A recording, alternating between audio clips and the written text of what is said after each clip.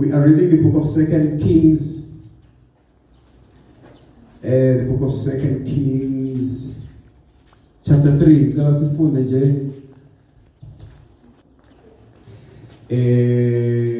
think we're going to start from... Let us start from verse 1. Verse 1, from verse 1, yes. 2 Kings chapter 3. uJehoram uyinkosi kwaIsrayeli. uJehoram indodana kaAhabi waba inkosi kwaIsrayeli eSamariya ngomnyaka we-18 kaJehoshafati inkosi yabaJuda. Wabusinyaka 12.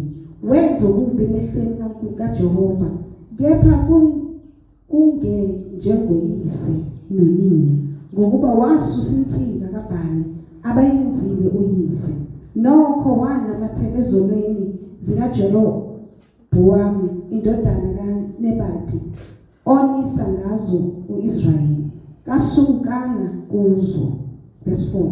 Umesha impi noMowabi. Umesha inkosi yakwaMowabi owayefuyile kakhulu izimvu wathela enkosini yakwa-Israyeli uboya bamawundlu ayizinkulungwane eziyikhulu nobezinqama eziyinkulungwane eziyikhulu. Kwathi lapho esefile u-Ahabi inkosi yakwaMowabi, yahlubuka inkosi yakwa-Israyeli. Verse 6. Inkosi uJehoram yaphuma eSamariya ngaleso sikhathi, yabala wonke Israyeli. Yaya yathumela kuJehoshafati inkosi yabaJuda, yathi, inkosi yakwaMowabi inhlubukile, ungahamba nami silwe noMowabi na? Wathi, ngiyakwenyuka mina njengawe, abantu bami njengabantu bakho, amahashi ami njengamahashi akho. Verse 8. Wathi futhi, siyakwenyuka ngayiphi indlela na? Yathi, ngendlela yasehlane lawa-Edomu.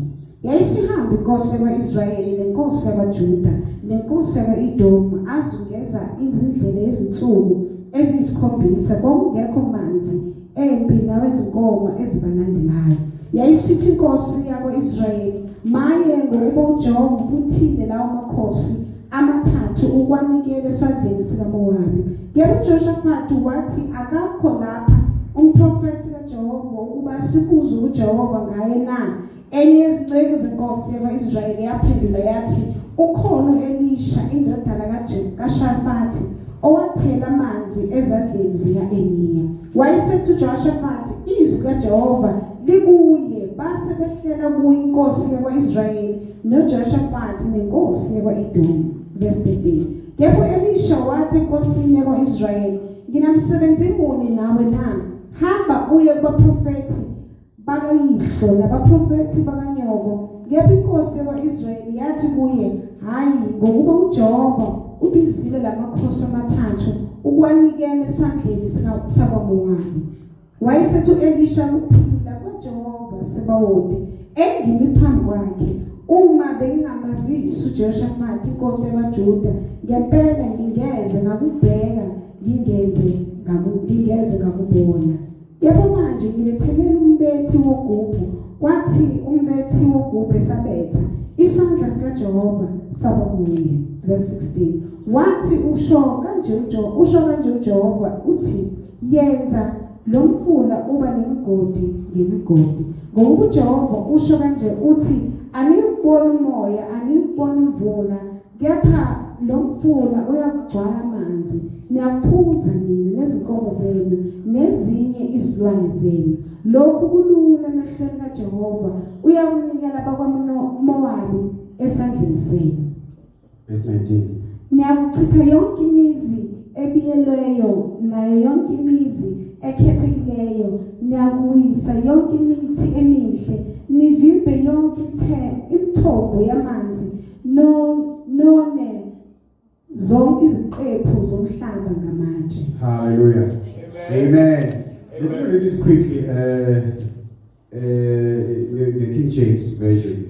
Now, from verse 1, now Jehoram, the son of Ahab, became king over Israel at Samaria in the 18th year of Jehoshaphat, king of Judah, and reigned 12 years. And he did evil in the sight of the Lord, but not like his father and mother, for he put away the sacred pillars of Baal that his father had made. Nevertheless, he persisted in the sins of Jeroboam, the son of Nebat, who had made Israel sin. He didn't depart from them. Now, Mesha, the king of Moab, was a sheep breeder and regularly paid the king of Israel 100,000 lambs and the wool of 100,000 rams. But it happened when Ahab died, that the king of Moab rebelled against the king of Israel. Hallelujah. In phases. Now, we are told about Jehoram or Inkosi over Israel. Hallelujah. 2, we are told what Jehoshaphat nayo Inkosi yakwaJuda. Now, ngalesi sikhathi lithi iBhayibheli when Ahab, there is another king called Ahab wakwaMoab. Uma eshona uAhab, lithi iBhayibheli there was an agreement. There was an agreement between Israel Moab. Now, the Mesha king of Moab was a shepherd breeder and regularly paid. Now, Moab waneduty yokuthi athi send izipho njalo kwaIsrael 1,000 sheep. Amen. Amen. But it happened ukuthi uma eseshona uAhab bese lo Moab lo athi now rebel athi akasezi kuyikhokha isipho. Hallelujah. Kenzeka nje impilo kathi hamba kahle, yonke into ihamba kahle. Bese kuqhamuka nje uqhamukayo. Kuqhamuka ufaro ongaziyo, ongazi agreement astop izinto. Amen. Amen. Ungacabanga izinto njengoba zikhona nje zizoflow forever. Hallelujah. Let us ukuthi appreciate what you're getting for now. Hallelujah. Because things can take a different turn. Now Israel, now things took a different turn. Over a suddenly, the 1,000 sheep, you can imagine 1,000 sheep, it's a lot. Niggas is 1,000. It's a day, they cook is 1,000. Hallelujah. God of Mark showed Ahab, yeah, it's just stop on the floor. Now, some people go to do something. Amen. That's why when she sing this one, she came to church. It's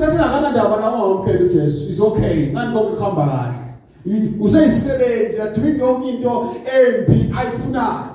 God, the day you get to church, that's why the flow of evil stops. Now I ask you, you know what? I'm going to do something. I'm going to go after him. Hallelujah. But what about programs? I said, Pastor, said I. The Israel like Naila, he's facing a disruption. He is no longer getting what he used to get. Hallelujah. Now, when you put down verse 6, now there's a formation in Zechariah. Incident, so King Jehoram went out of Samaria at the time and mustered all Israel. Then he went and sent to Jehoshaphat, king of Judah, saying, the king of Moab has rebelled against me. Will you go with me to fight against Moab? And he said, I will go up. I am as you are, my people as your people, and my horses as your horses. Now, Jehoshaphat, Israel, isizwe sika Jacob, 12 sons of Jacob. Hallelujah. Manje Israel, uNkulunkulu ngesikhathi sika Saul noDavide, God divided into two. Kwaba khona ingxenye yakwaJuda, kwaba khona ingxenye yakwaIsrael. Amen. So remember, these people are family. Hallelujah. Amen. Now uthi uJehoshaphat ophethe kwaJuda, uJehoram ethi uzohamba yini nami siyolwa. Noma silento le yokuthi uMoab athi stop supplying Israel impi. Ngifuna ukuthi sizoba sibasipile disempi. Hallelujah. Impi, it means you need to be ready to fight. Hallelujah. But it is important what weapons do you use when you fight. Now lithi iBhayibheli ke la uJehoshaphat uthi wena you are my brother. Abantu bangabantu bakho. Ngoba manje anginawe in your pain. Let us go and fight. Hallelujah. Amen. These are 2 kings. Now, then king of Moab has rebelled against me. Will you go with me and fight against Moab? And he said, I will go up. You are my people as your people. My horses are your horses. Then he said, which way shall we go up? And he answered, by way of wilderness of Edom. So the king of Israel went with the king of Judah and the king of Edom. And they marched so that roundabout route 7 days. And there was no water for the army, nor for the animals that followed them. And alas, for the Lord has called these 3 kings together to deliver them into the hand of Moab. Hallelujah. Before us to understand a lot of it. Now, ngesikhathi course out to going to the war. They go through another king. Hallelujah. Lenkosi le makuthiwa iyase Edom. They joined with him bamasha. One kevelayo ukuthi laba hamba khona inkinga khona akukho amanzi. Hallelujah. Kodwa kusiyona inkinga priority leyo. Priority enkulu ukuthi uMoab has rebelled. uMoab must be punished. Hallelujah. God yavela indaba yokuthi kodwa ikhona eyinkingi noma incane yokuthi there's no water. Hallelujah. Now look at iBhayibheli ke khona into eshoyo inkosi yakwa-Israel. Hallelujah. Amen. Ithi le nkosi yakwa-Israel uma ufunda verse 10. And the king of Israel said, alas, for the Lord has called these 3 kings together to deliver them into the hand of Moab. Lenkosi yakwa-Israel uma ibuka inamba yabo ikhipha amazwi ukuthi yes uNkulunkulu usenikele ngoMoab esandleni sethu. Kusho bani bazalwane? Nkosi yakwa-Israel. Kodwa simuze uNkulunkulu ekhipha instruction. Amen. Kodwa izinto esizenzayo out of excitement. Sibuka isimo msidayi kusho ukuthi kunje. Hayi bese sikholwa bafanele sihambe kanjani. Hallelujah. Asibuka isimo bese sicabanga ukuthi kusho ukuthi it's like this. Engakasho uNkulunkulu ukuthi kunjalo, we cannot say that even if it looks like it. Amen.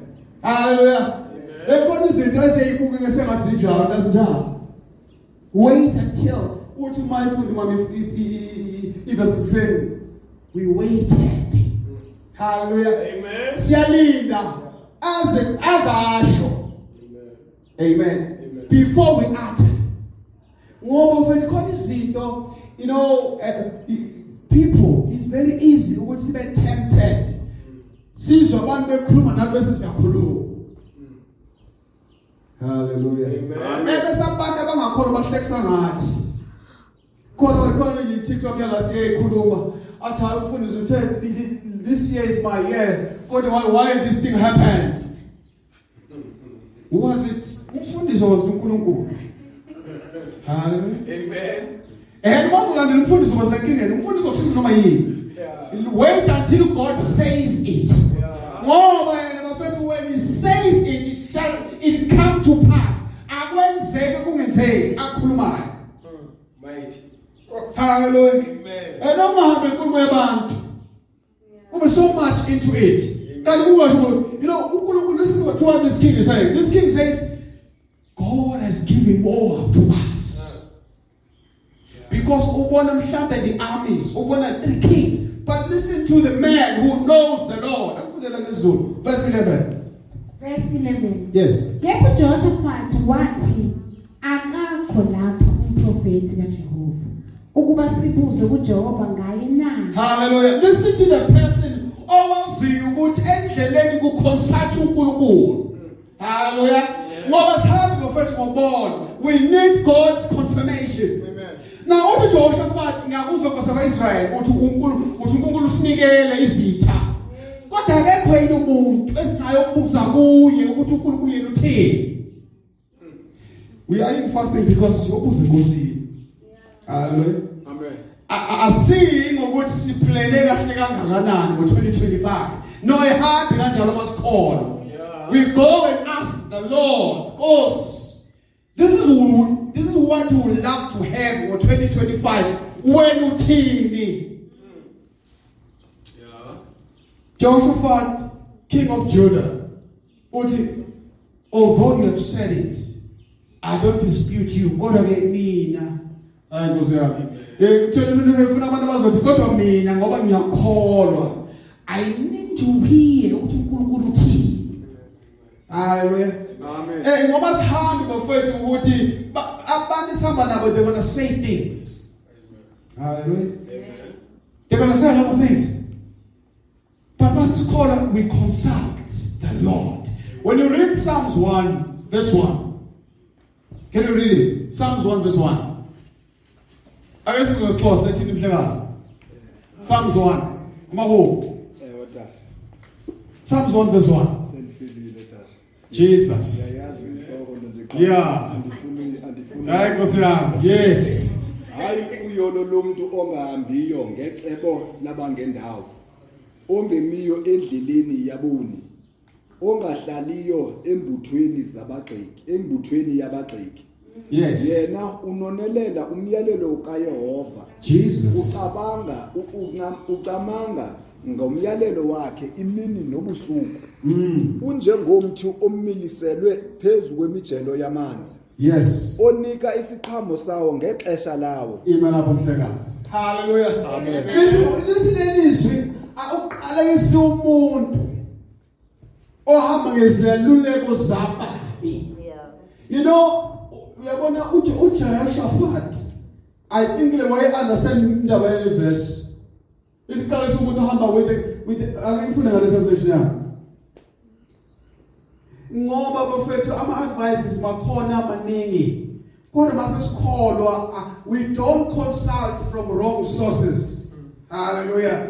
Now when you beg source advice, where is it coming from? Right. Now when you read the King James, it's okay, I'll put it this way. Ubusisiwe umuntu ongahambi ngeziluleko zabantu. Hallelujah. It blessed is the man who walks not in the counsel of the ungodly. Jehoshaphat, he understands this thing where I cannot walk in the counsel of the sinners. Amen. Hallelujah. Amen. Angikwazi ukuhamba ngezaluleko zabantu ababi. Umuntu omubi akusikhona ukuthi umuntu nesihlobo sakho singaba sibi when it comes to counseling. Amen. Akudingi ukuthi kuzobo umuntu ongakholwa ohlala ezweni elikude the same person ohlala nawe uma engakholwa enkosini i-counsel yakhe i-advice yakhe might be evil. Kubenza ukuthi when you check whatever counsel that you get hambe ubuso uNkulunkulu because bathi angenza ukuthi konje wena Nkosi uyavuma yini. Hallelujah. Amen. Ask the Lord. Now Jehoshaphat, when you come back, Jehoshaphat is doing that. Jehoshaphat, verse 11. But Jehoshaphat said, is there no prophet of the Lord here, that we may inquire of the Lord by him? So one of the servants of the king of Israel answered and said, Elisha, the son of Shaphat, is here, who poured water on the hands of Elijah. And Jehoshaphat said, the word of the Lord is with him. So the king of Israel and Jehoshaphat and the king of Edom went down to him. Then Elisha said to the king of Israel, what have I to do with you? Go to the prophets of your father and the prophets of your mother. But the king of Israel said to him, no, for the Lord has called these three kings together to deliver them into the hand of Moab. And Elisha said, as the Lord of hosts lives, before whom I stand, surely, were it not that I regard the presence of Jehoshaphat, the king of Judah, I will not look at you nor see you. Now listen to what the prophet is saying. The prophet, uphatheke kabi ngokuthi inkosi uJehoram wa Israel wenza izinto ezimbi. Amen. Kodwa uthi uprofeti ngenxa ukuthi ungumprofeti kaJehova. Uthi kodwa ke ngenxa kaJehoshaphat. Hallelujah. It's what God to when you surround yourself with good people. God was taught for the sake of those people. Okay. Amen. Surround yourself nabantu abaright. Kodwa abantu bazothi hey kodwa wena ngikwazi wena. Kodwa ingothi wazi uso and so. No uhamba no so and so. Ngizosala sengikwenzela ukuthi. Amen. Amen. That's what the prophet is doing. Uthi prophet for the sake of Jehoshaphat. Kodwa kube bekuwuwe nje uza wena Nkosi yaIsrael bengeke ngize ngikulalele. Hallelujah.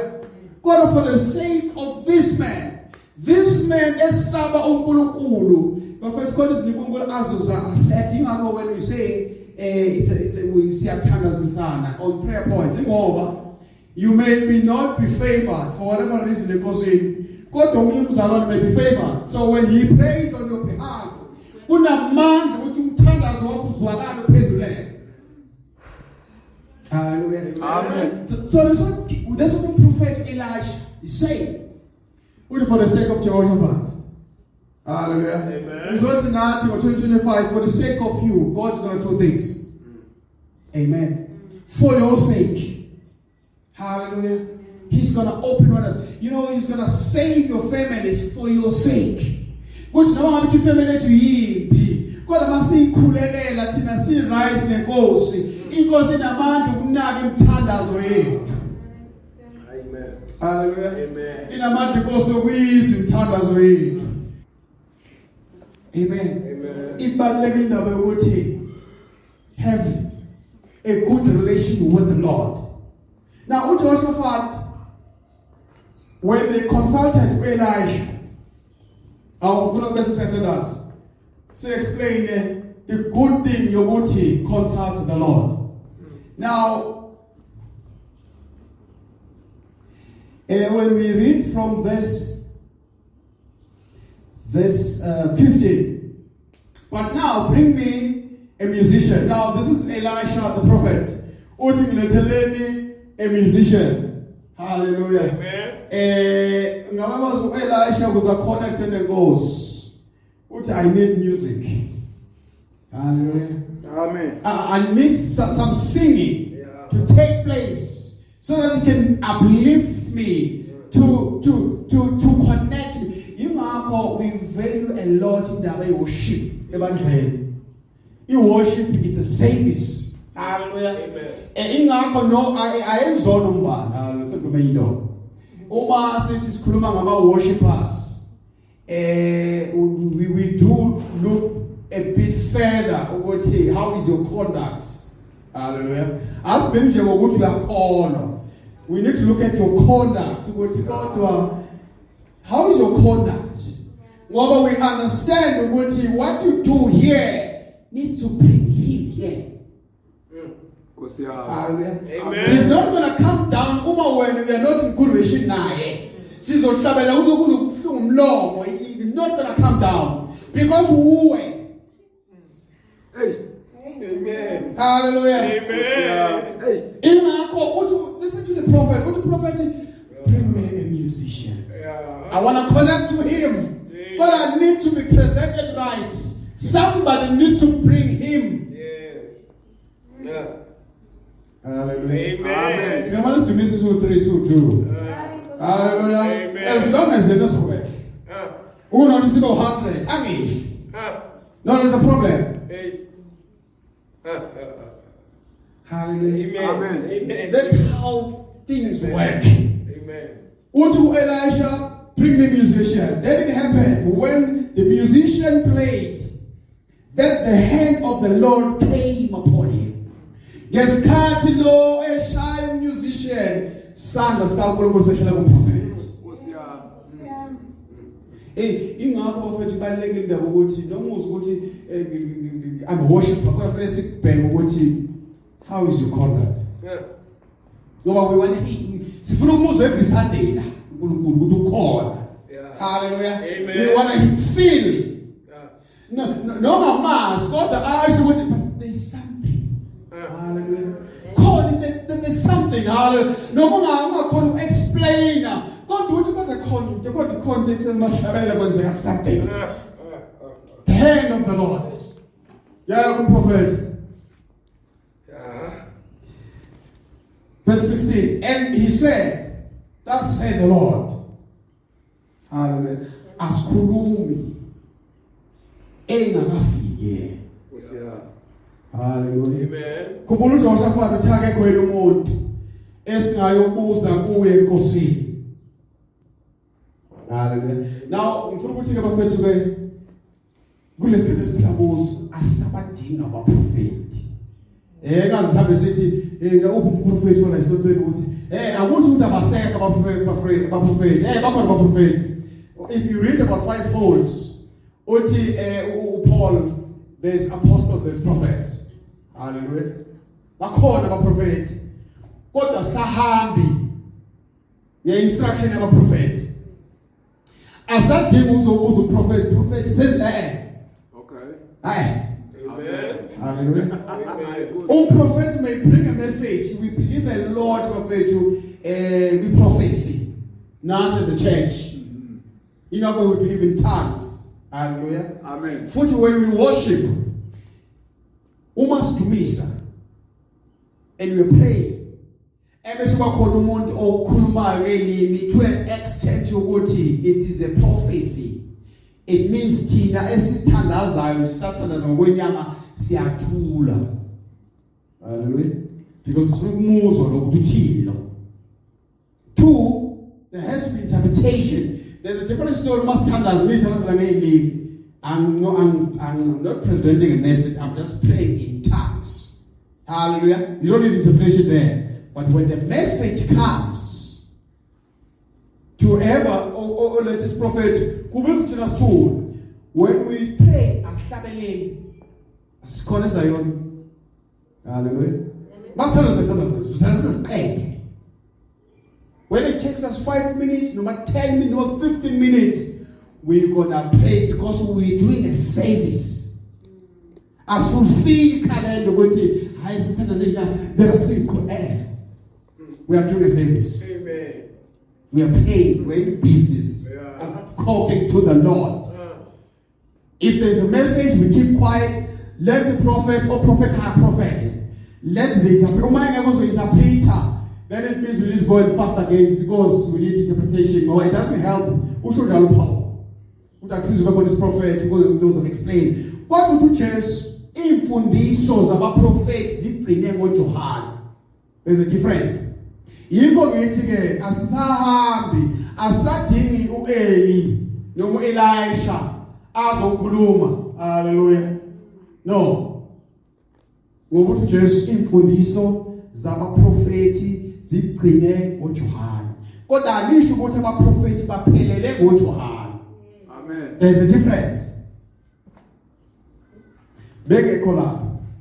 Lithi iBhayibheli ke when Elisha isandla sikaNkulunkulu sesibuye, then he started to speak. Now let's listen what Elisha is saying. For thus says the Lord, you shall not see wind, nor shall you see rain, yet the valley shall be filled with water, so that your cattle and your animals may drink. And this is a simple matter in the sight of the Lord. He will also deliver the Moabites into your hand. When these three kings, Zihab, Zebin, that was the main objective. Hallelujah. But there was another issue. During the journey there is no water. But it was not a major thing. Nizot bafethu consulta uNkulunkulu, where's uNkulunkulu? Nalezi izinto bongayibhalanga kuwe. And take care of it. Amen. Hallelujah. Amen. Abazange bathi Nkosi asinamanzi, izilwane zizofa, kodwa uNkulunkulu uyabona ukuthi you also have another need. Ngokuthi uzekini wazobuza mina, angizuphendula the main thing. Sengizo also mdile nezinye. Power of consulting the Lord. Hallelujah. Futhi uzosho njalo mina sithanda ukuthi ungabi lazy to consult the Lord ngoba nalokho ungakubalanga yena is able to answer it. Amen. He is able to look after it ngoba uyazi ukuthi it is also a